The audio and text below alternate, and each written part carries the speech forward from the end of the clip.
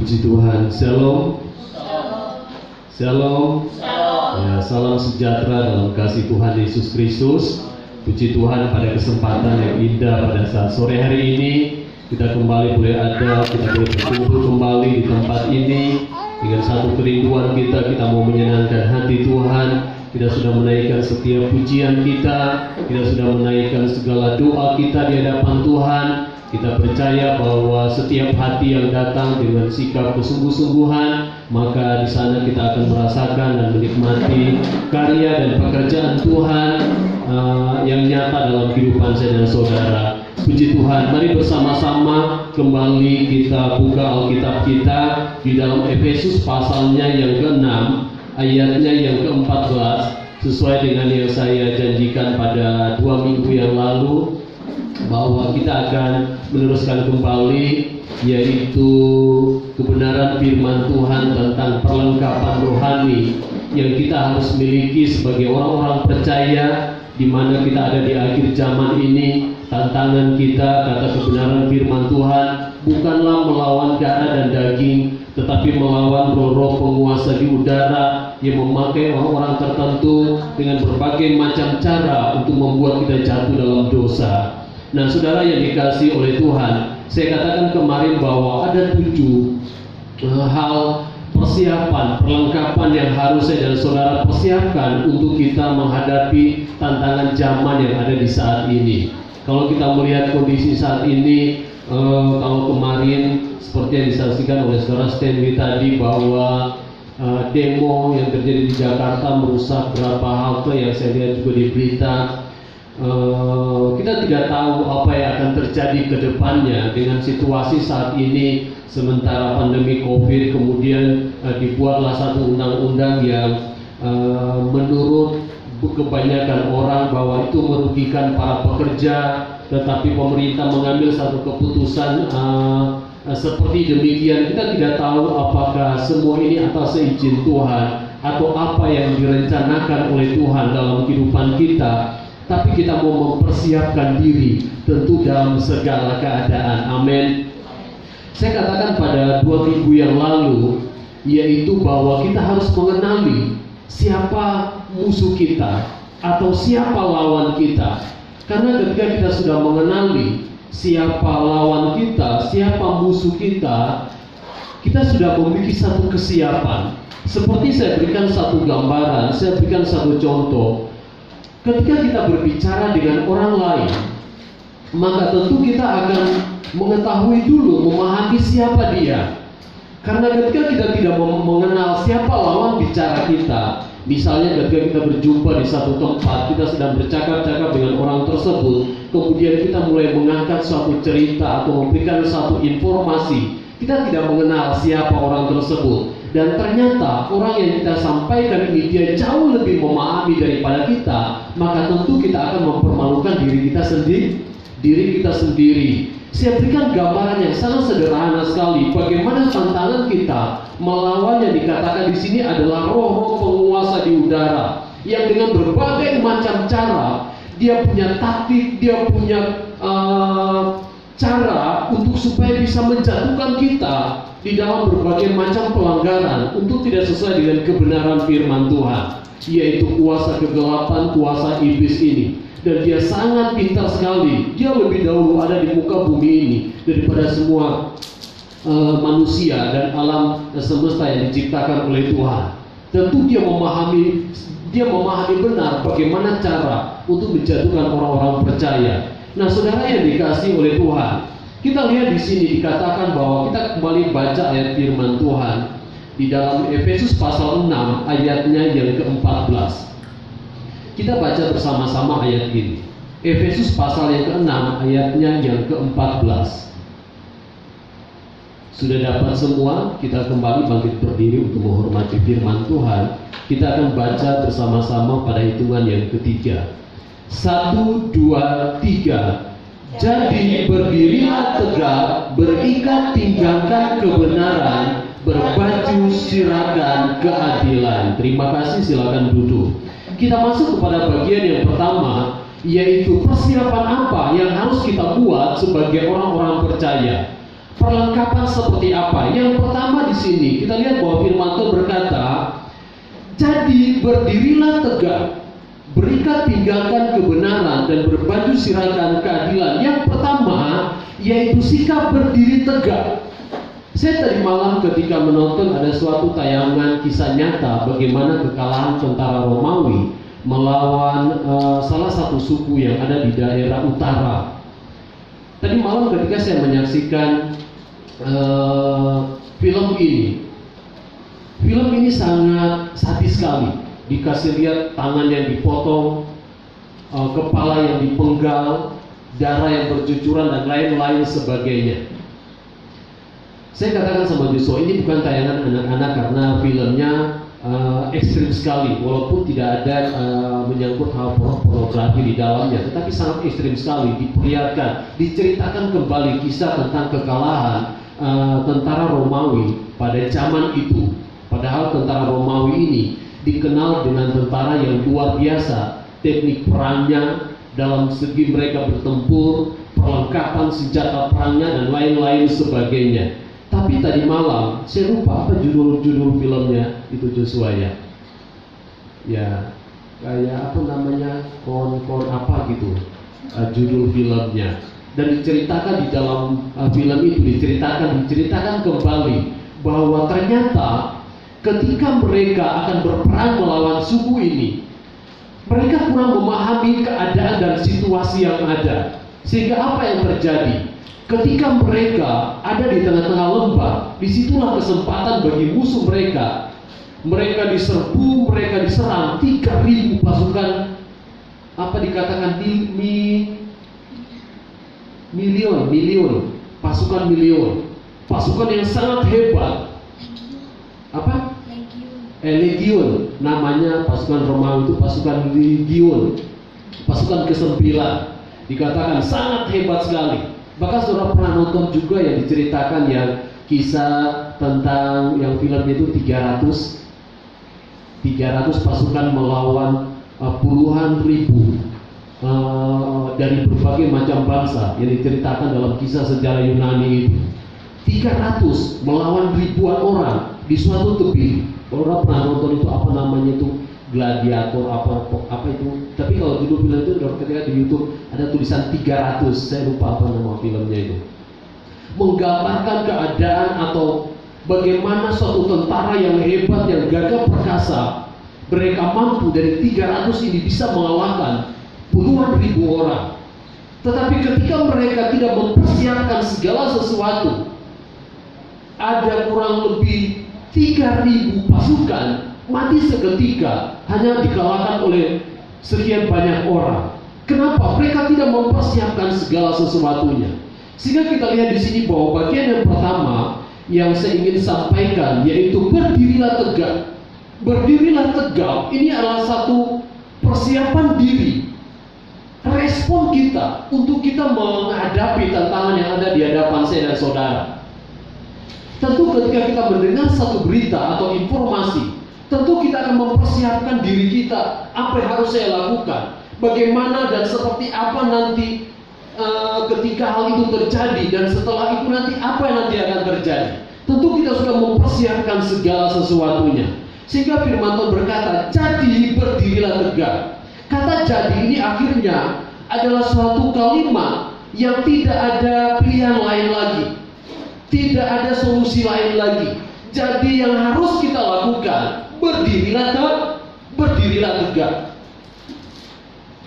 Tentu di sini menggunakan perlengkapan senjata Allah berarti kita adalah tentara atau prajurit dari prajurit Allah, saudara. Kalau prajurit Allah, kita tentara Allah, maka kita harus siap tegak. Sebagai seorang prajurit, tentu dia rela mengorbankan nyawanya. Setuju? Dia rela meninggalkan keluarganya, dia rela meninggalkan segala sesuatunya untuk maju di medan pertempuran. Dan seorang prajurit tentu dia tidak akan kembali ketika tidak mengalami kemenangan. Tentu dia akan berusaha sebagaimana harus dia lakukan supaya ketika dia kembali, dia membawa nama baiknya. Dia mendapatkan jabatan mungkin yang naik tinggi, Saya mau buat di slide saudara, cuman kayaknya karena backgroundnya ini kurang putih, jadi nggak terlalu jelas kelihatan. Nah saudara, jadi kita lihat di sini bahwa menampakkan diri atau menempatkan diri kita sebagai seorang prajurit. Saya katakan bahwa sebagai seorang prajurit tadi, tentu dia berani mengambil satu keputusan, dia berani mati, dia berani meninggalkan keluarganya dan lain-lain sebagainya. Kita menempatkan diri sebagai prajurit Kristus. Saya berikan gambaran atau contoh di dalam Yosua pasal yang ke-5, ayatnya yang ke-6. Coba kita baca bersama-sama. Yosua pasalnya yang ke-5, ayatnya yang ke-6.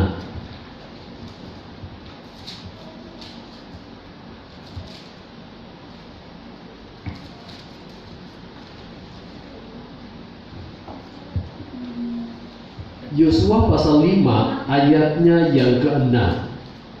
Kita baca pada hitungan yang ketiga bersama-sama. 1, 2, 3.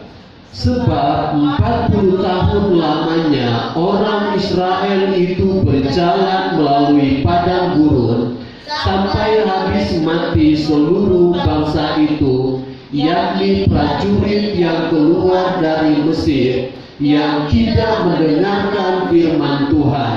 Kepada mereka itu Tuhan telah bersumpah bahwa Ia tidak akan mengizinkan mereka melihat negeri yang dijanjikan Tuhan, dengan bersumpah kepada nenek moyang mereka akan memberikannya kepada kita, suatu negeri yang melimpah-limpah susu dan madunya. Kita lihat di sini gambaran pertama, prajurit pertama daripada bangsa pilihan Tuhan, yaitu bangsa Israel ini, dipilih oleh Allah menjadi milik kepunyaan Tuhan, dan dipilih juga menjadi prajurit untuk merebut tanah yang dijanjikan oleh Tuhan. Tetapi kita melihat di sini bahwa apa yang terjadi dengan prajurit ini? Saya berikan dua contoh, yaitu prajurit yang melakukan firman Tuhan dan prajurit yang tidak melakukan firman Tuhan. Contoh pertama, Yosua pasal 5 ayat 6 ini adalah contoh prajurit yang tidak melakukan firman Tuhan. Contoh prajurit yang tidak mau melakukan apa yang dikehendaki oleh Allah dalam kehidupan mereka. Sehingga kita lihat di sini ada beberapa catatan saya. Kenapa mereka, firman Tuhan berkata, sudah berjalan 40 tahun dan prajurit ini semua mati, padahal mereka dipersiapkan oleh Allah untuk merebut tanah perjanjian atau tanah Kanaan yang dijanjikan kepada Abraham, Ishak dan Yakub, di mana tanah itu akan menjadi milik mereka dan berlimpah susu dan madunya. Tapi kenapa mereka tidak menerima tanah yang dijanjikan Tuhan itu? Karena firman Tuhan berkata di sini, sebab prajurit ini mereka tidak mendengarkan suara Tuhan, mereka tidak mendengarkan firman Allah. Catatan saya dalam sejarah perjalanan bangsa Israel ini, kalau saudara baca dalam kitab Ulangan, hal yang pertama yang ada keluar dari mulut mereka adalah persungut-sungutan. Mereka bersungut-sungut soal makan minum, soal keadaan yang ada, sulitnya keadaan di padang pasir. Padahal kalau kita melihat benar bagaimana bentuk pemeliharaan Allah sebelum mereka keluar, sampai mereka keluar menyeberang laut mati, laut Kulsum, sampai mereka ke padang gurun, bagaimana bentuk pemeliharaan Allah sungguh luar biasa. Siang malam di tengah-tengah mereka diperhadapkan dengan mujizat, masih ada persungut-sungutan di sana. Jadi kita lihat di sini bahwa persungut-sungutan adalah roh yang diberikan oleh iblis, ada dalam kehidupan bukan hanya kepada bangsa Israel pada waktu itu, tetapi saat ini pun juga diberikan oleh iblis. Untuk apa? Menjatuhkan kehidupan kita sampai nanti tidak menerima janji kehidupan kekal itu. Saudara yang dikasihi oleh Tuhan, betapa indahnya ketika ada satu ucapan syukur pujian yang kita naikkan di hadapan Tuhan, daripada sebuah sungut-sungutan di hadapan Tuhan. Persungut-sungutan tidak akan membuat hati sukacita, tidak akan membuat wajah menjadi awet muda. Seperti Pak Jatmiko sampai saat ini tetap awet muda, pakai kacamata tambah keren kan, tetap kelihatan awet muda. Mungkin kalau ketemu sama orang, saya pernah lihat foto di Facebook, fotoan sama Caca, kayaknya nggak beda, fotoan sama Caca sama Floren, kayaknya umurnya nggak jauh beda, apakah kakak adik atau gimana? Benar, coba saudara lihat di Facebook, saya pernah dikasih lihat sama ibu gembala, juga kayaknya fotoan sama Caca sama Floren, kayaknya orang kakak beradik, bukan kayak papa sama anak. Kelihatan muda sekali. Kenapa? Orang yang ada di dalam Tuhan pasti memiliki damai sejahtera, sukacita, ada satu pengharapan hidup di dalam Tuhan. Karena hati yang gembira adalah obat yang manjur bagi seluruh kehidupan kita, memberikan satu semangat baru. Tapi coba ketika saudara bersungut-sungut, mulai bangun pagi udah bersungut-sungut, pasti jidatnya mulai mengkerut, saudara. Pasti rambutnya cepat banyak rambut putih. Saya kata ibu gembala udah banyak rambut putih. Walaupun saya nggak bersungguh-sungguh, tapi kok banyak rambut putih. Saya merenungkan, oh iya, ternyata bukan karena bersungguh-sungguh. Rambut putih itu adalah mahkota pemberian Tuhan. Saudara, itu karena ilustrasi bercandanya hamba Tuhan pendeta, saudara. Tapi kembali kita kepada kebenaran firman Tuhan. Yang kedua, sikap suka berbantah-bantah. Bahkan di hadapan Musa, mereka mau berbantah dengan Musa. Mereka mau melempari Musa dan Harun dengan Yosua, dengan batu, dengan satu sikap ini, saudara, berbantah dengan seorang hamba Tuhan, seorang pelayan Tuhan, sehingga apa?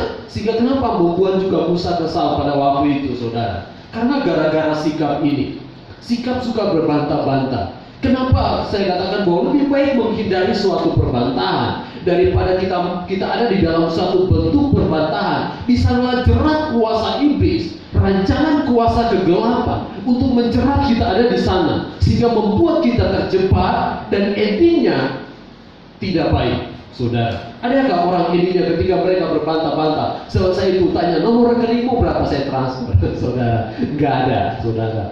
Atau habis ini saudara saya kira ayo kita pergi makan di CCM, makan Pizza Hut. Nggak ada, saudara. Endingnya ketika kita berbantah-bantah, kalau suami istri paling nggak ngomongnya. Benar nggak? Jadi kok yang udah menikah. Saya pun juga mengalami bersama dengan ibu gembala. Sedetik, 2 detik, 5 detik, saudara. Jangan sampai matahari terbenam. Kalau sampai matahari terbenam berarti iblis dapat kesempatan di sana, saudara. Jadi itu bagian yang kedua, saudara, dari suatu sikap prajurit yang tidak taat, yang tidak melakukan firman Tuhan. Yang berikutnya yaitu mengasihi diri sendiri, tidak mempedulikan orang lain. Pada waktu diberikan mana, ada yang ambil lebih. Firman Tuhan berkata, jangan ambil lebih, ambillah secukupnya. Makan buat malam ini, makan buat siang ini. Tetapi bangsa ini, saudara, tidak mau, tidak melakukan itu. Mereka lebih mementingkan diri mereka sendiri. Udah ambil lebih. Apa yang terjadi? Saudara lihat, kalau saudara baca dalam kitab Keluaran, Ulangan itu, saudara, mana yang mereka ambil menjadi busuk, bahkan berulang, saudara. Musa sudah berkata, ambil secukupnya, makan sekenyang-kenyangnya, jangan sisakan untuk besok, karena besok akan datang lagi yang baru, saudara. Ini adalah sifat, saya katakan, atau tabiat yang tidak baik yang diberikan oleh iblis bagi orang-orang percaya menjadi prajurit yang tidak mampu mengendalikan diri. Pengennya saudara jabatan, pengennya kekuasaan, pengennya mendapatkan lebih dengan berbagai macam cara supaya untuk memuaskan keinginannya sendiri. Dan ini cara iblis, saudara, untuk menjatuhkan saya dan saudara. Tapi kita kembali kepada kebenaran firman Tuhan. Tidak ada hal ini dalam kehidupan orang yang sudah mengasihi Tuhan. Pemberontak, tamak, dan tidak tahu bersyukur, berterima kasih kepada Tuhan. Mereka memberontak kepada Musa. Tamak seperti yang saya katakan tadi itu. Ini selalu lebih. Sudah dikasih secukupnya, besok Tuhan kasih lagi. Sudah dikatakan besok akan ada lagi. Berbeda mungkin kalau Musa nggak bilang, udah pokoknya berdoa aja lah, siapa tahu mungkin besok masih ada. Saudara, berbeda, situasinya berbeda. Tapi sudah diberitahu besok akan ada lagi. Bayangin, 40 tahun sampai akhirnya Yosua pasal ke-6 baru menceritakan tentang bagaimana berhentinya mana itu datang dari langit. Saudara, karena apa? Mereka sudah menduduki tanah Kanaan dan sudah diberkati oleh Tuhan. Jadi kita mau lihat di sini bahwa Orang yang hidup di dalam Tuhan tidak ada 1, 2, 3, 4, 5 hal ini dalam kehidupan mereka. Suka bersungut-sungut, berbantah-bantah, mengasihi diri sendiri, memberontak, tamak, dan tidak tahu bersyukur, tidak tahu berterima kasih. Tapi kita orang-orang percaya hidup di dalam Tuhan sebagai seorang laskar Kristus, sebagai seorang prajurit Kristus. Kalau saudara baca kelanjutan kisah selanjutnya, ada begitu banyak macam model prajurit yang ada di tengah-tengah bangsa Israel. Ada mereka dikatakan jangan pernah mengambil jarahan. Ada yang ambil emas, ada yang ambil barang-barang berharga, ada yang ambil A, ada yang ambil B. Mereka ngumpet-ngumpet. Akhirnya apa, saudara? Tuhan itu tidak buta. Tuhan itu tidak bisa ditutupi dengan apapun untuk kita membohongi segala kejahatan kita. Allah Maha tahu, Dia Maha melihat dari tempat yang maha tinggi, sehingga hukuman bagi mereka mati, saudara. Kita lihat di sini. Dan kemudian Yosua pasal yang ke-6, ayatnya yang ketiga. Yosua pasal yang ke-6, ayatnya yang ketiga.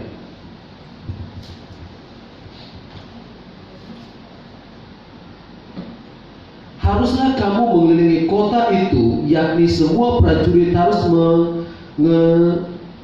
mengedari kota itu sekali saja. Demikianlah harus engkau perbuat 6 hari lamanya. Saudara bisa baca selanjutnya tentang mereka mengelilingi tembok Yeriko ini. Versi prajurit yang kedua yaitu prajurit yang taat. Prajurit yang taat ini tentu bukan lagi prajurit yang keluar dari tanah Mesir. Karena prajurit yang keluar dari tanah Mesir semuanya mati. Bangkit lagi prajurit yang kedua, yaitu yang lahir di padang gurun. Untuk menjadi seorang prajurit yang baik, prajurit yang hebat, yang mampu menaklukkan tanah Kanaan, Firman Tuhan berkata dalam selanjutnya, ayat itu sudah bisa baca di rumah, saya hanya akan mempersingkatnya. Dikatakan di sana bahwa pasal yang kelima, ayat yang ke-8, mereka memberi diri mereka untuk disunat. Mereka memberi diri mereka untuk disunat, saudara. Sunat adalah satu ikatan mengingat perjanjian antara Abraham, Ishak dan Yakub tentang janji hari depan. Itu secara lahiriah. Tetapi sunat dikatakan dalam Ulangan pasal yang ke-10 ayat yang ke-16. Ulangan pasal 10 ayat yang ke-16. Sebab itu sunatlah hatimu dan jangan lagi kamu tegar tengkuk. Ini masih di dalam Ulangan pasal yang ke-6. Bukan hanya sekedar sunat secara lahiriah mengikat satu perjanjian, tetapi sunat yang dikehendaki oleh Allah adalah sunat hati. Sunat hati yang bersih di hadapan Tuhan, hati yang sungguh-sungguh, hati yang punya komitmen, hati yang punya prinsip iman yang benar di hadapan Tuhan. Itu baru namanya orang yang mempersiapkan diri untuk menghadapi siapa musuh terbesarnya.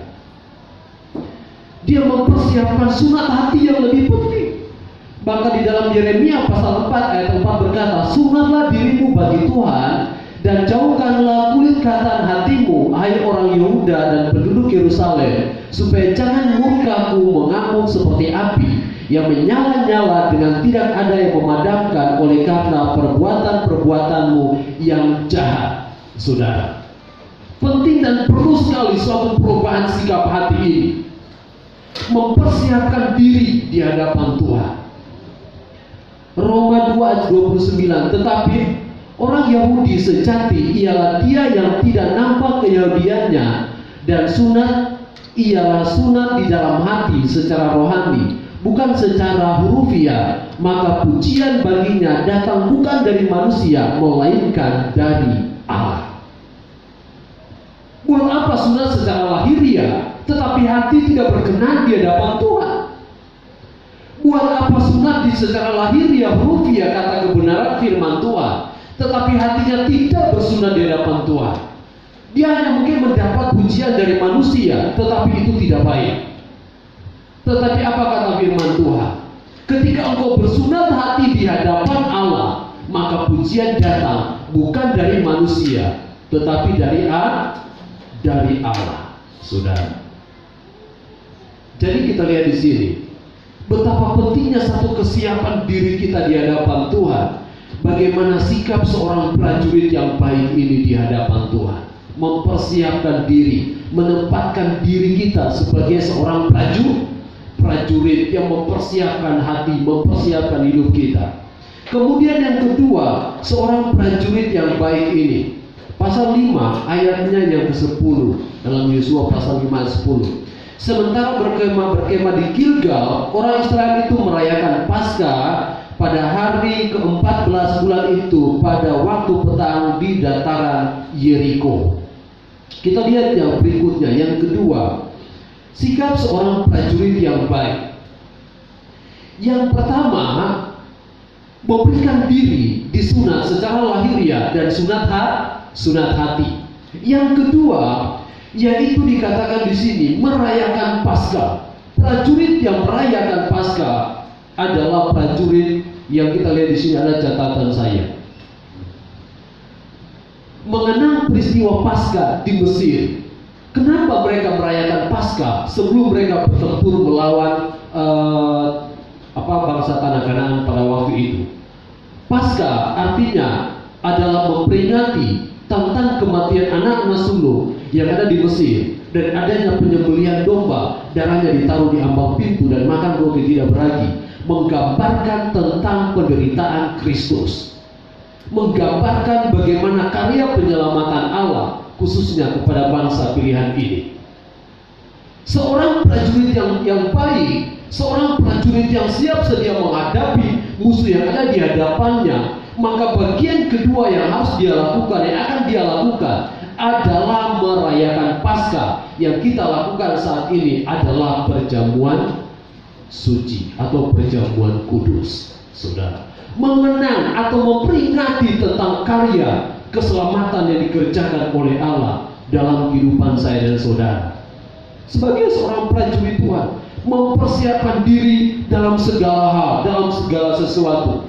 Yang kedua itu domba sembelihan yang adalah gambaran pengorbanan Yesus Kristus. Paskah, makan roti tidak beragi yang adalah gambaran penderitaan Kristus. Itu yang harus kita lakukan dalam kehidupan kita. Yang berikutnya, sebagai seorang prajurit yang baik, mengucap syukur atas janji dan penyertaan Tuhan. Ada satu ucapan syukur kita di hadapan Tuhan atas segala janji, atas segala berkat Tuhan yang Tuhan sudah rancangkan, yang Tuhan sudah rencanakan untuk menjadi bagian milik kita. Melakukan perintah tepat seperti yang difirmankan Allah melalui Yosua pada waktu itu. Sehingga saudara lihat hasilnya apa? Hanya dengan bersorak, hanya dengan memuji Tuhan, maka tembok Yeriko yang kokoh menjadi runtuh. Jadi prajurit yang baik diakhiri dengan kemenangan, dengan sukacita, dengan berkat Tuhan, saudara. Jadi kita lihat di sini perlengkapan rohani yang pertama ini sangat penting sekali dalam kehidupan saya dan saudara. Mempersiapkan diri kita. Yang pertama ini yaitu menempatkan diri kita, menjadikan diri kita sebagai seorang prajurit Tuhan yang siap untuk bertempur. Bagaimana saudara sikap seorang prajurit kalau ketika dia tidak mempersiapkan diri? Saudara bisa membayangkan bagaimana seorang prajurit yang cuman pokoknya saya jadi prajurit aja, saudara. Dia tidak berlatih bagaimana cara untuk memegang pedang. Dia tidak pernah berlatih bagaimana cara untuk memegang lembing, bagaimana cara untuk memegang perisai, bagaimana cara untuk melawan musuhnya, bagaimana dia akan mampu menghadapi keadaan, bagaimana dia akan mampu menghadapi situasi yang sulit, bagaimana dia akan mampu menghadapi berbagai macam kehidupan. Sehingga kita perlu mempersiapkan diri, berdiri tegak di hadapan Tuhan. Saya berikan satu gambaran ilustrasi ini, saudara, sebagai seorang prajurit yang siap berperang, siap untuk bertempur, saudara. Bukan hanya sekedar sebagai suatu gambaran, tapi memang benar-benar mempersiapkan diri. Supaya apa? Karena memang kita tahu lawan kita ini gak main-main. Ketika dia curi hati kita, dia curi damai sejahtera kita. kita mudah jatuh dalam dosa. Kita akan kehilangan kesempatan menjadi pemenang. Jangankan lebih daripada pemenang, pemenang saja tidak akan pernah kita terima. Kenapa? Kalau kita tidak mempersiapkan diri. Saya katakan berapa minggu yang lalu, 5 gadis yang bodoh dan 5 gadis yang bijaksana. Bukan berbicara tidak ada persiapan, tapi sama-sama mempersiapkan diri, tetapi hanya kekurangan. Kurang minyaknya, kurang persiapan. Sama-sama mempersiapkan, saudara. Sama-sama mempersiapkan. Tapi apa yang terjadi? Gadis yang bijaksana masuk surga, gadis yang tidak bijaksana ketinggalan. Mereka sudah di depan pintu, ketok-ketok, Tuhan, Tuhan bukakan kami pintu. Apa kata firman Tuhan? Aku tidak mengenal engkau, dan nyala engkau dari hadapanku. Berarti masalah masuk surga tidak main-main. Amin. Suami tanggung sendiri, istri tanggung sendiri, anak-anak tanggungan orang tua selama mereka hidup bersama dengan orang tua, dibimbing oleh orang tua. Ketika seorang lepas dari orang tua, tanggung jawab untuk masuk ke dalam kerajaan surga adalah tanggung jawab masing-masing di hadapan Tuhan. Jadi pilihan kembali kepada saya dan saudara. Kita lihat slide berikutnya. Slide berikutnya. Ya. Yang kedua, hal yang harus kita persiapkan. Apa yang harus kita persiapkan? Berdirilah tegak. Hal yang harus kita persiapkan, bagian yang kedua adalah mempersiapkan hati dan pikiran untuk melayani Tuhan. Amin. Untuk berdiri tegak artinya kita mempersiapkan hati kita dan pikiran kita untuk melayani Tuhan. Tidak mudah, saya katakan. Sukar, sulit dengan segala keadaan, dengan segala kondisi, suasana hati, bahkan di tempat kita bekerja, di rumah, dan di berbagai macam segala keadaan. Mampukah kita untuk mempersiapkan hati dan pikiran kita hanya untuk selalu untuk kemuliaan Tuhan, saudara? Amsal pasal 4 ayat yang ke-23, firman Tuhan berkata, jagalah hatimu dengan segala kewaspadaan, karena dari sanalah terpancar kehidupan. Jagalah hatimu dengan segala kewaspadaan. Segala, saudara, bukan satu, bukan dua, saudara, satu atau dua atau tiga, saudara, bukan, tapi dari semua keadaan, dari segala situasi, jagalah hatimu. Kenapa, saudara? Karena firman Tuhan katakan, dari sanalah akan terpancar kehidupan. Dan kehidupan itu, saudara, saya lihat dalam terjemahan dalam kamus Alkitab, kehidupan itu dalam dua pengertian. Kehidupan jasmani dan kehidupan rohani. Kehidupan jasmani terpancar dari dalam hati. Apa yang timbul dari dalam hatimu engkau perkatakan, engkau melakukan, saudara. Bagaimana orang bisa menilai orang ini harus memiliki pendidikan tinggi? Yaitu dari karakternya, cara dia berbicara, cara dia bertingkah laku. Bagaimana orang ini bisa diukur kerohaniannya, kehidupan rohaninya itu hebat, rohaninya hidup, diukur dari apa yang kelihatan dari dalam kehidupannya, apa yang keluar dari dalam hatinya, apa yang dia perkatakan, apa yang dia lakukan, terlihat semua, tersirat, tergambar. Sehingga kenapa Rasul Paulus berkata, kamu adalah surat yang terbuka. Yesus berkata, kamu adalah garam dunia, kamu adalah terang dunia. Saudara, kalau hati kita penuh, kita mempersiapkan diri di hadapan Tuhan sebagai seorang laskar Kristus, sebagai seorang prajurit Kristus, maka itu pasti akan kelihatan. Tapi kalau kita tidak mempersiapkannya, yang akan kelihatan, yang akan dibaca oleh orang lain, semua adalah perbuatan lahiriah. Baik perkataan kita, apa yang kita lakukan, saudara. Orang bisa nilai, oh orang ini rohani atau tidak. Oh orang ini memang benar-benar takut sama Tuhan atau tidak takut sama Tuhan.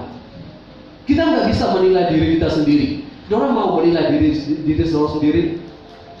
Yang pertama saudara lakukan, dengarkan ketika saudara sedang berbicara, coba rekam. besok atau 1 jam kemudian orang dengarkan rekaman itu, ternyata suara saya begini ya. Saya menilai diri saya sendiri dengan cara seperti itu. Coba saudara buktikan. Saudara mau pengen tahu bagaimana nada suara saudara, bagaimana intonasi saudara saat berbicara dengan orang lain. Coba rekam pembicaraan saudara, kemudian 1 jam atau besok kalau saudara belum mau dengar hari itu, ternyata saya ini galak ya, ternyata saya ini begini ya, dengarkan besoknya. Udah saudara mulai dengarkan apa yang saudara mulai perkatakan. Saudara mulai renungkan apakah kalimat saya ini baik atau tidak, apakah mungkin kata-kata saya ini membangun orang lain atau tidak, apakah kata-kata saya ini memotivasi orang lain atau tidak. Coba saudara lakukan hal itu. Yang kedua, orang lain yang bisa menilai kehidupan kita. Kita nggak bisa langsung menilai diri kita plok pada waktu kita berbicara, tidak bisa. Waktu kita berekspresi, waktu kita lakukan sesuatu, tidak bisa. Tapi coba saudara videoin atau saudara rekam, besoknya kemudian saudara dengarkan, kalau saudara lihat, oh ternyata saya begini, saudara. Dan kemudian orang lain akan memberitahukan kepada saudara, jangan seperti ini, jangan seperti itu, karena orang lain menilai kehidupan kita. Sehingga itulah yang firman Tuhan katakan di sini, jagalah hatimu dengan segala kewaspadaan, karena dari situlah terpancar kehidupan. Lukas 21 ayat 34, jagalah hatimu supaya jangan syarat oleh pesta pora dan kemabukan serta kepentingan duniawi, dan supaya hari Tuhan jangan dengan tiba-tiba jatuh ke atas dirimu seperti suatu cerah. Jagalah hatimu supaya jangan syarat oleh pesta pora dan kemabukan serta kepentingan duniawi. Banyak orang pengen happy, memang bagus, baik saudara. Banyak orang pengen refreshing, good, tidak jadi masalah. Tapi kalau semua hanya tertuju kepada kesenangan secara lahiriah, firman Tuhan katakan di sini, yaitu kepentingan duniawi, endingnya tidak oke. Endingnya pasti nangis, saudara. Tapi kalau semua kita kerjakan dengan menjaga hati kita tetap ada di dalam hadirat Tuhan, apapun yang kita lakukan, endingnya pasti selalu dengan ucapan syukur di hadapan Tuhan. Amin. Kenapa? Karena Yakobus berkata, apa yang kita lakukan semuanya bukan seolah-olah untuk manusia, tapi semua yang kita lakukan guna hormat kemuliaan Tuhan. Maka apapun yang terjadi, saya dan saudara tetap happy. Amin. Tetap sukacita. Dikecewakan orang lain happy, difitnah orang lain happy, saudara. Semuanya happy. Tidak mudah lagi terintimidasi seperti yang saya katakan beberapa minggu yang lalu. Baik dari perkataan, tingkah laku orang, perbuatan orang yang tidak mengenakan bagi kita. Kita tidak mudah lagi terintimidasi.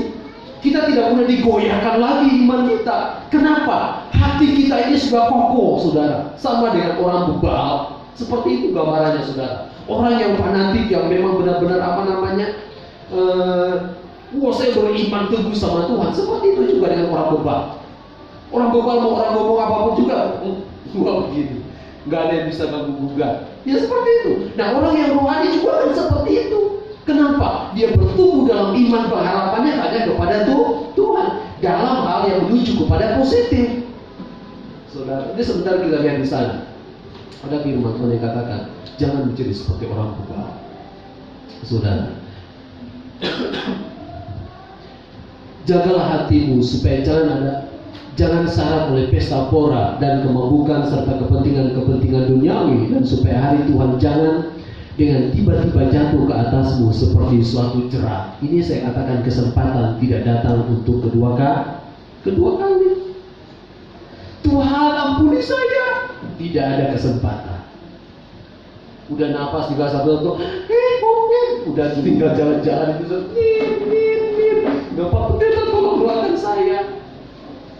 Kalau masih mendapat kasih kemurahan Tuhan, puji Tuhan. Pendeta datang doakan, terima Yesus ya, walaupun nafas tinggal satu-satu, bukan satu-satu, tinggal setengah, saudara. Tinggal di ujung hidung, saudara. Baru kita tolong pendeta doakan. Berapa kali ngalamin seperti itu.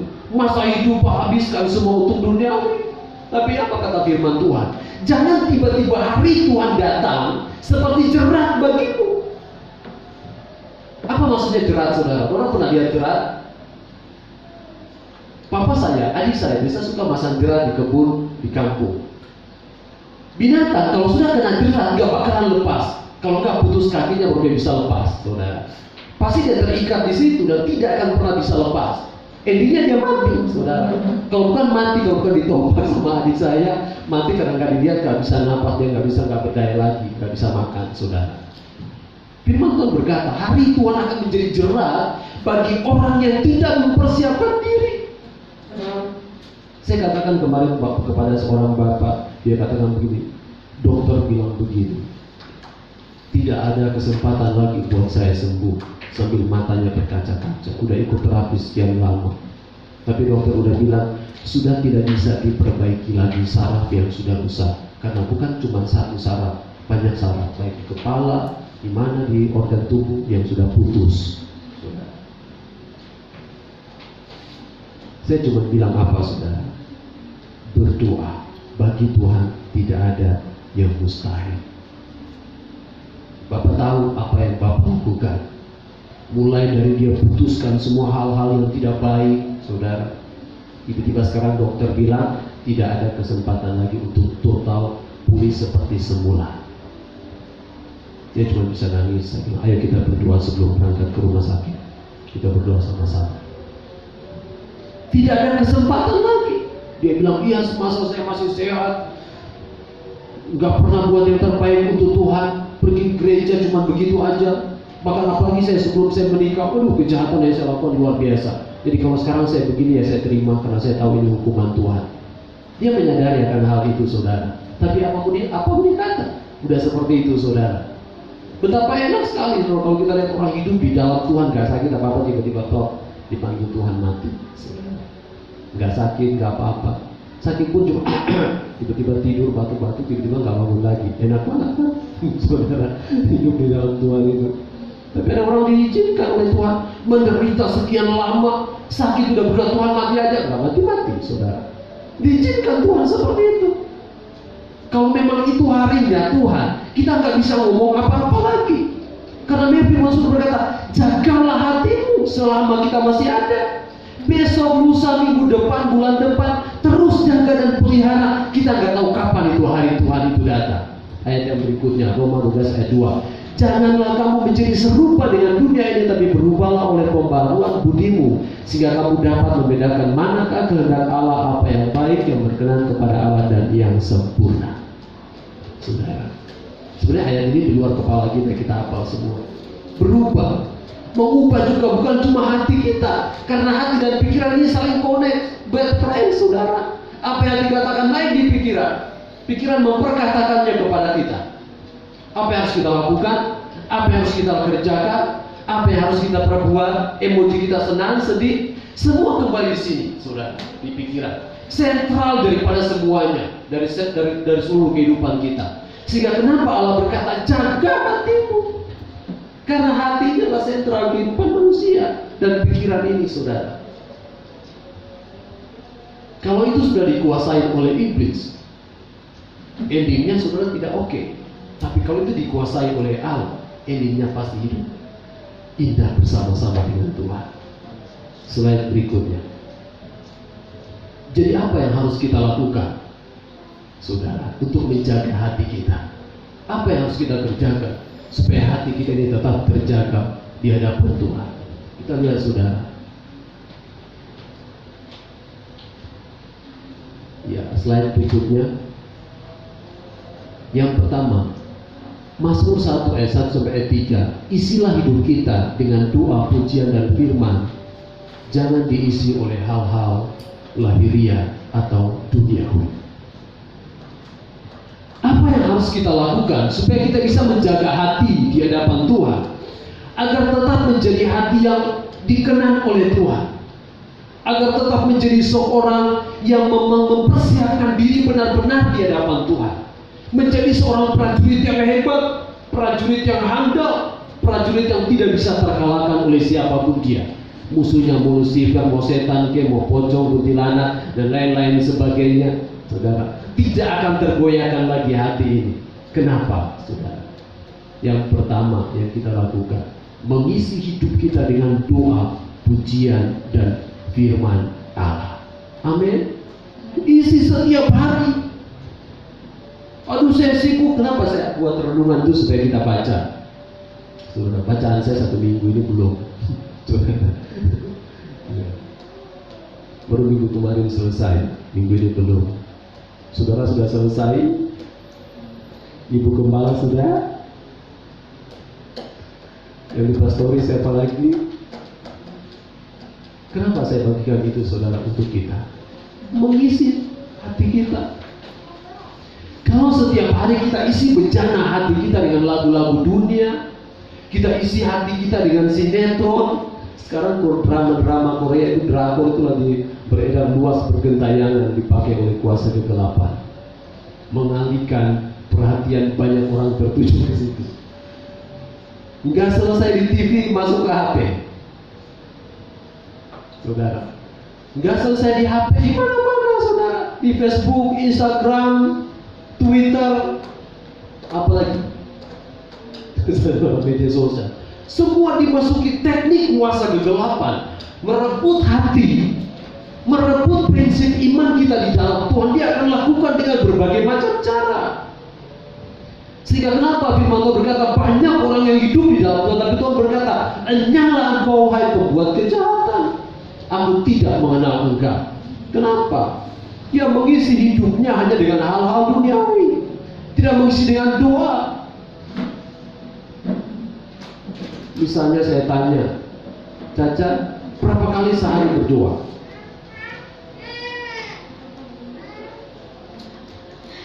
Berapa kali sehari berdoa? 5. Misalnya contoh 5. 1. Bangun pagi, berdoa kan? Berdoa. Sarapan. 2. Makan siang. 3. Makan malam. 4. Mau tidur. 5. Bulis, tepuk tangan. 5 kali berdoa dalam sehari. Semua orang, kalau kita lihat saudara tetangga saudara kita, berdoanya sehari itu berapa kali, saudara? Luar biasa. Doa makan, ada doa apa namanya itu siang, kemudian maghrib, saudara. Sholat 5 waktu, saudara. Itu yang wajib, saudara. Belum yang tidak wajib. Kalau saya dan saudara, kita cuma 5, saudara. Itu pun 5 nggak sungguh-sungguh lagi. Terima kasih Tuhan Yesus buat berkat-Mu hari ini, amin. Itu doa di belakang, saudara. Pergi ke depan TV, dia duduk lagi berdoa, Tuhan Yesus terima kasih buat berkat-Mu, amin. Teman dia bilang, ya itu kembali pengalaman, saudara. Berdoanya sampai berapa kali? Kenapa? Karena doanya bukan dari hati, saudara. Dari mulut yang udah lapar, saudara. Itu menjadi satu rutinitas, menjadi satu kebiasaan, saudara. Karena memang udah mau harus makan, ya harus berdoa. Itulah satu rutinitas, saudara. Tapi kalau hati yang sungguh-sungguh, kalau dia mau berdoa makan nangis, itu berbeda, saudara. Terima kasih Tuhan, cuma tempe doang, haleluya, amin. Antara dua, nangis saya diri atau nangis mau bicara sungguh, saudara. Ya, saya pernah bercanda sama Anas dia. Waktu si Anas bikin status di WA, makan apa? Indomie ya. Saya bilang sama Anas, balas apa statusnya. Anas ke pastori aja, ke rumah, makan di rumah, karena menunya sama Indomie juga. Si Anasnya balas ketawa, emoji ketawa-ketawa. Ya apa yang ada, mengucap syukur, saudara. Tuhan masih kasih, tapi dengan hati, bukan nangis karena saya diri, bukan karena nangis kalau cuma makan tempe doang, makan Indomie doang saya nangis, tidak, saudara. Tapi ada satu benar-benar ucapan syukur kita di hadapan Tuhan, saudara. Ini sikap kita untuk menjaga hati, mengisi hidup kita dengan doa. Yang kedua dengan pujian. Kenapa saya juga katakan sama Ibu Gembala, ketika kita dengarkan lagu, kenapa di rumah itu saya selalu putar lagu rohani yang punya Joshua itu dari itu. Yang pertama, mengisi hidup kita dengan pujian untuk Tuhan. Yang kedua saya bilang sama Yosua, kan itu channel YouTube kamu menambah viewers, supaya jam tayangnya semakin banyak. Yang paling utama itu supaya mengisi ruang hati kita dengan pujian untuk memuliakan Tuhan. Tapi kalau kita isi lagu-lagu rohani, lagu-lagu dunia, kucing garong, putus cinta, semua saudara dalam hati kita lewat pujian, besoknya kita juga jadi seperti itu, saudara. Kesenggol sedikit, hatinya mellow, saudara. Ada masalah dikit, ya udah deh, gua bunuh diri aja di bawah pohon tomat, saudara. Itu akan terbawa suasana. Apa yang kita dengarkan, yang kita isi dalam pikiran kita, dalam hati kita, itu juga akan keluar nanti di luar. Kalau kita isi dengan doa, kita isi dengan pujian, kita isi dengan firman, kemanapun kita pergi berada, puji Tuhan pada Niko, luar biasa. Haleluya, Tuhan berkati. Seperti itu, mau di tempat kerja, mau dimanapun kita pergi berada, karakter apa yang kita perkatakan, tingkah laku kita menggambarkan karakter Allah itu ada dalam kehidupan saya dan saudara.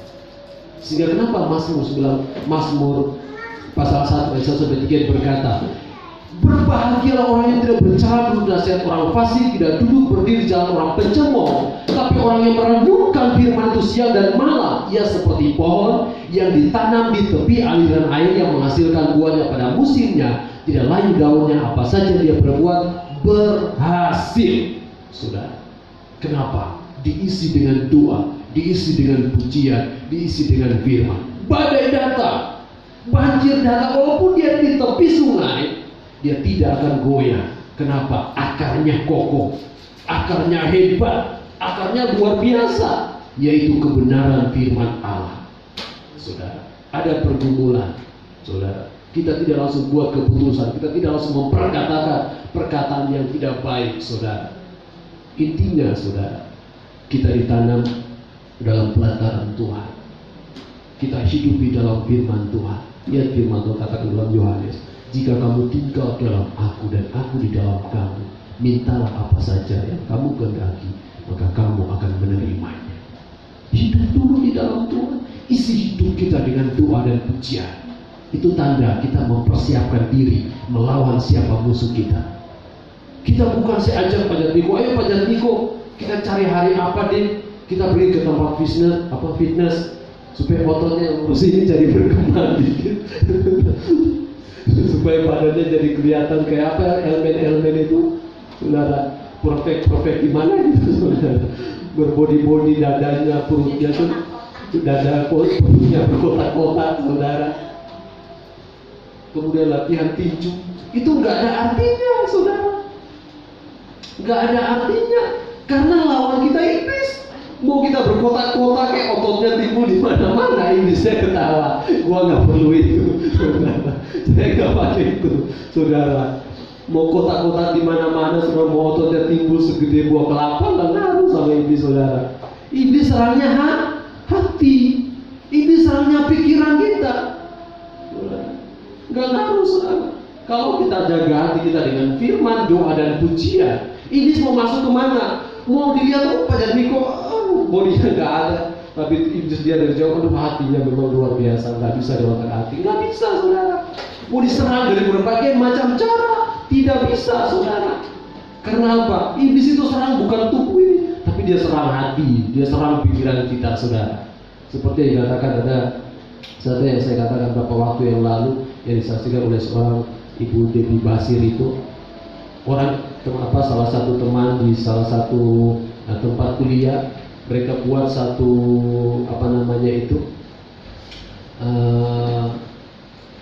penelitian. Ketika mereka katakan teman mereka katakan, kok kamu pucat, padahal dia nggak pucat. Semua teman-temannya bilang dia pucat. Akhirnya setiap kali dia pergi kamar mandi, dia lihat di cermin, apakah benar saya pucat? Seminggu kemudian dia masuk rumah sakit. Teman-temannya heran, kenapa dia bisa masuk rumah sakit? Karena memang dia percaya omongan teman-temannya. Dia pergi cek ke rumah sakit, saudara, dan dia ditahan di rumah sakit karena ketakutan yang berlebihan. Padahal dia nggak sakit, Itu cuma suatu tes yang dibuat oleh teman-temannya, supaya apakah memang benar-benar tentang hati dan pikiran orang ini bisa nggak mempengaruhi pribadi seseorang. Ternyata bisa. Jadi kalau setiap hari saudara dengarkan cacian, intimidasi segala macam, jangan beri kesempatan di sana. Karena ketika saudara beri kesempatan, saudara akan mengalami sakit yang tidak kelihatan dari fisik, tapi di dalam sebenarnya kita sakit. Sakit hati, sakit kantong, sakit dompet, bisa terjadi saudara. Tinggal bagaimana ya kita di hadapan Tuhan. Jadi kita lihat di sini isi hidup kita dengan firman Tuhan. Yang kedua, jauhi 2 Timotius 3 ayat 1 sampai 5. Jauhi pribadi atau tempat lingkungan atau hal-hal yang menyeret atau mengikat kita pada dosa tersebut, saudara. Ini kalau saudara baca dalam 2 Timotius pasal yang ketiga ayat 1 sampai 5. Menghindar, walaupun mungkin teman baik atau siapapun dia, hindari. Kalau memang dia membawa kehidupan kita untuk berbuat dosa, jauhkan diri kita dari sana untuk kita mengalami kemenangan bersama dengan Tuhan. Yang berikutnya kita lihat di sini, membuat prinsip dan komitmen untuk menjaga hati untuk Tuhan. Amin.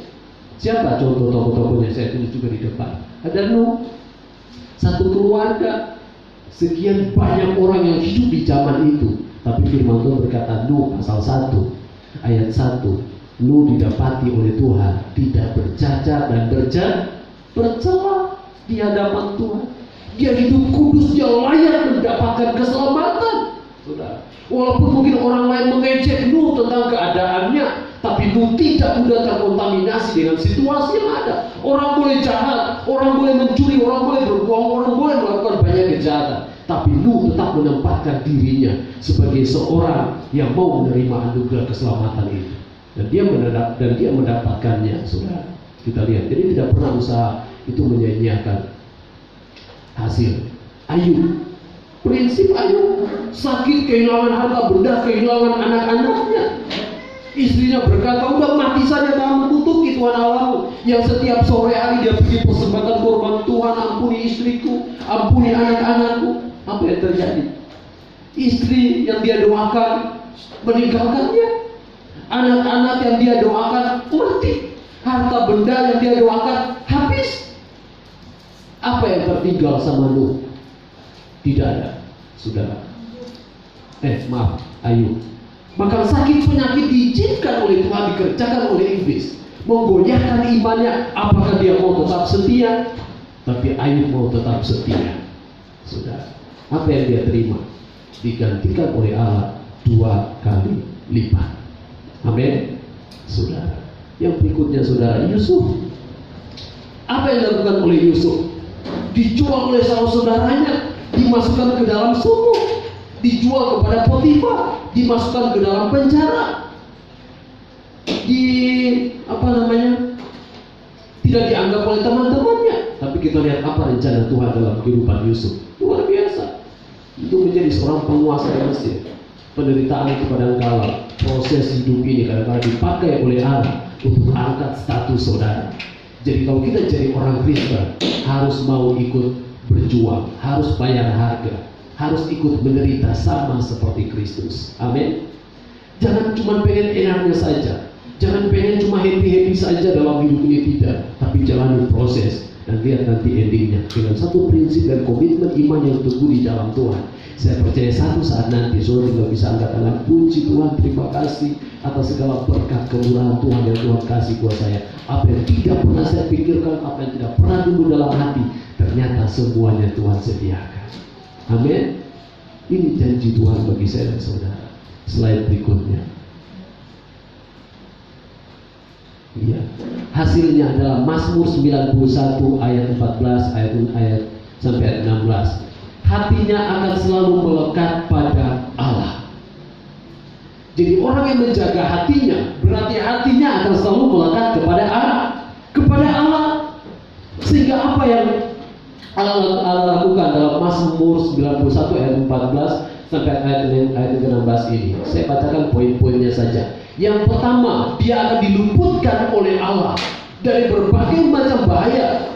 dari berbagai macam jerat-jerat kuasa kegelapan, kuasa iblis yang akan mengikat dia untuk dia jatuh dalam dosa. Yang kedua, dibentengi oleh Allah. Sehingga nanti kita akan masuk pada itu mungkin bulan berikutnya, karena ini baru satu, saudara. Dibentengi oleh Allah. Allah pasang badan untuk menolong saya dan saudara supaya kita tidak diintimidasi oleh kuasa ini. Kita tidak mengalami kerugian dan semuanya ditanggung melalui penderitaan Yesus Kristus. Jadi jangan pernah menyanyiakan itu, saudara. Yang ketiga, doanya dijawab oleh Tuhan. Jadi saudara berdoa, hari ini belum, besok belum, minggu besok belum, tunggu aja. Karena segala sesuatu indah pada waktunya. Segala doa, saudara. Saya kemarin bagikan di Facebook bagaimana kesaksian Philip Pantova tentang neraka. Dia menyaksikan bagaimana ketika dia dibawa oleh Tuhan ke sana. Walaupun mungkin ada orang berkata, itu buat-buatnya dia aja.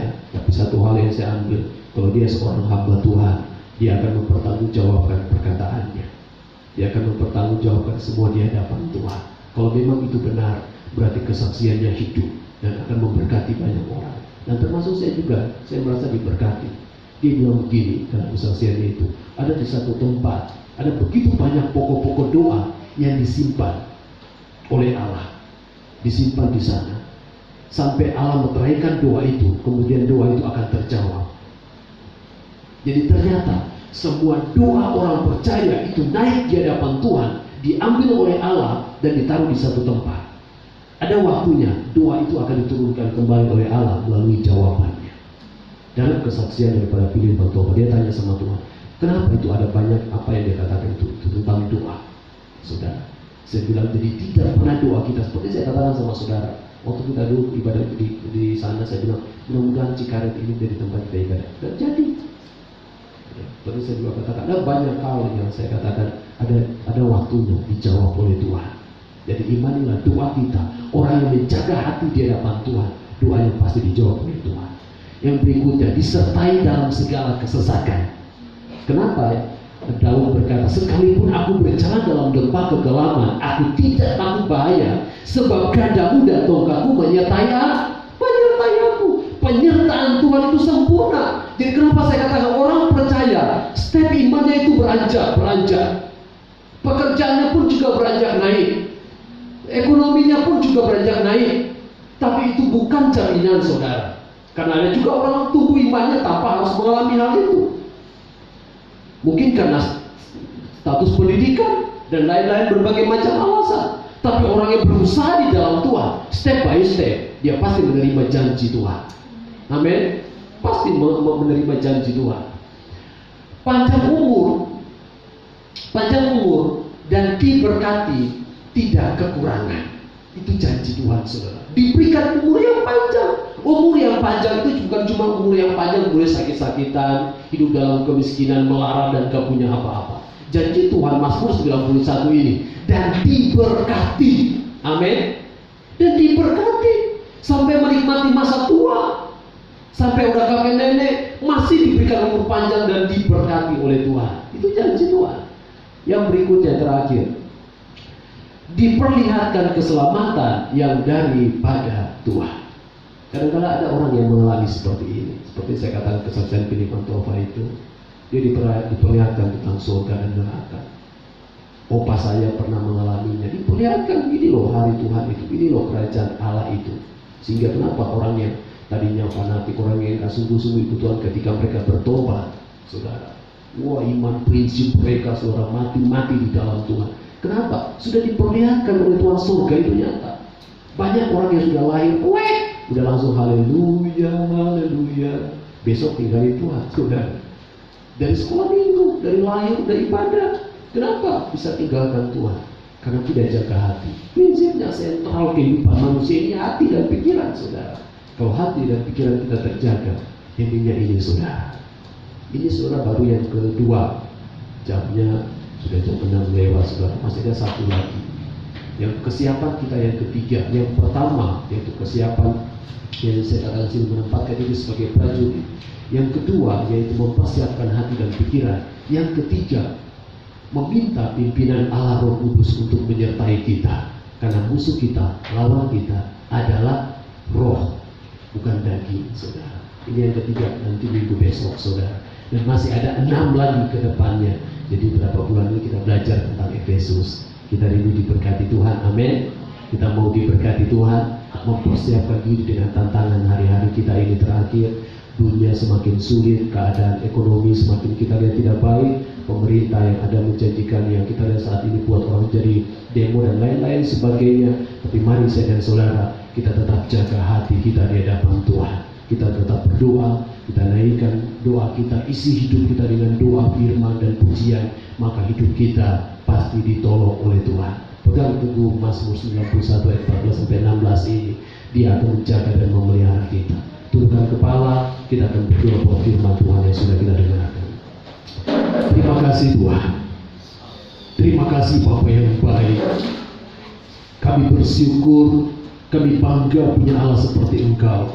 Pada saat sore hari ini, kami telah dibekali oleh kebenaran firman-Mu.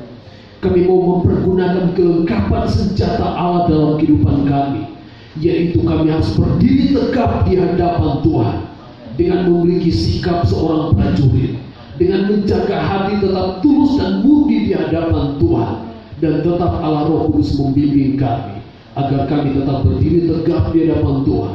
Persoalan pergumulan boleh datang, apapun yang kami hadapi boleh datang menghampiri kami, tapi kami akan tetap berdiri di atas dasar kebenaran firman-Mu, dan kami menang lebih daripada pemenang karena kami punya Allah yang hebat, Allah yang dahsyat, Allah yang begitu luar biasa. Terima kasih Tuhan, terima kasih. Kami bersyukur untuk kebenaran firman-Mu pada saat sore malam hari ini. Tanamkan di dalam hati kami, dan jangan biarkan kuasa iblis merebutnya. Kami bertumbuh dalam iman kami kepadamu. Terpuji nama-Mu. Sebentar kami beri korban persembahan. Berkati setiap korban kami, kecil besar apa yang kami beri untuk kemuliaan nama Tuhan. Jadi dalam nama Yesus Kristus, haleluya.